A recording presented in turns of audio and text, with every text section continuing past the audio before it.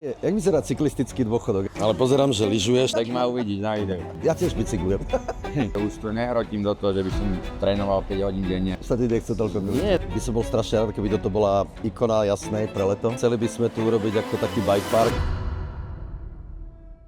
Tak vítam jedného z najlepších športovcov Slovenska na chopku. Ďakujem. Už si tu Ja bol? ďakujem. Práve, že bol som tu, ale iba na turistike. Tak to Čiže v zime nie, hej? A možno som tu aj bol, keď som bol dieťa, ale to si možno ako nepamätám. Ja som skôr chodil tam Terchov a tam sme chodili a potom, keď už som vyšiel ako je zo Slovenska preč, tak chodím viac teda Taliansko a tak. Ale pozerám, že lyžuješ, teda nevidel som ťa, dúfam, že... Uvidíš, natočíš na nejaké video, tak ma uvidíš na videu. No dobre, tak super lyžia, no ja tiež bicyklujem. Ale dobre. slabo. A už teraz aj ja, tak pomene. Jakže povedej. A tak už nie som profesionál a No, už dobre. chodím len po eventoch a zabávam sa s ľuďmi na bicykli, no. To je výborné. Jak vyzerá cyklistický dôchodok? Ja ti viem povedať ako lyžiarsky. Že, ako bicykluješ ešte, nie? Bicyklujem, ale už toho času je menej a keď idem akože, že mám voľný čas, tak idem na hodinku na dve, že už to nehrotím do toho, že by som trénoval 5 hodín denne alebo čo, že už to skôr tak užívam, ale veľa eventov robím s ľuďmi, takže Gran Fondo, takže tam bicyklujem, aj keď už pomalšie. Pomalšie kvôli tomu, aby si to bolo bezpečné, alebo sa ti nechce toľko krútiť? Nie, nemám už takú kondíciu, ako keď som, no jasné, že to... Podali na celý život, keď toľko, ne? No akože technika tam je, alebo ten štýl do šlapania, ale proste kondíciu človek stratí rýchlo. Ide rapidne rýchlo dole.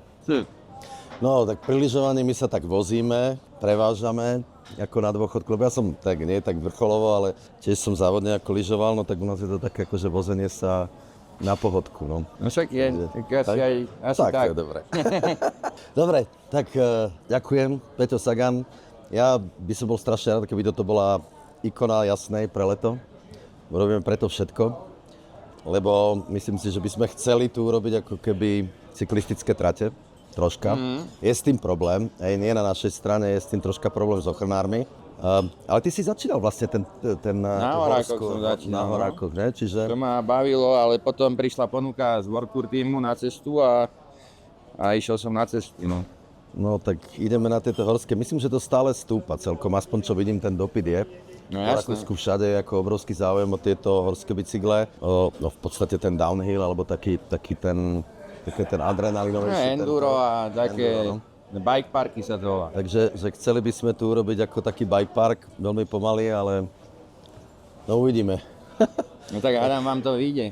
Však Potom sa povie zviesť, že kto rýchlejšie zíde, či ty alebo Peťa v zime. tak Peťa ide rovno dolu a ja budem musieť ísť potratiť, takže... Kto pôjde rýchlejšie, na kilometr na hodinu dáme. Nie, ďakujem veľmi pekne, že si našiel ten čas, že si prišiel aj na Chopok, pre nás je to veľká česť. Ľudia ako ty, ja si myslím, že to je veľká výzva proste pre celé Slovensko, takých ľudí ako ty, že máme. Aspoň ja som na to ako ohromne hrdý a urobím všetko preto, aby sme takýchto ľudí, ty, Peťa a prípadne ďalších vrcholových športovcov maximálne podporili, lebo to je asi najväčšia devíza toho, čo Slovensko má. Takže ďakujem za nás, za všetkých tu na Chopok, za teba, že si nás tak dobre reprezentoval a reprezentuješ. Ďakujem aj ja za pozvanie, za pohostenie, čo ste tu pre mňa nachystali a ideme na to, ideme sa spustiť.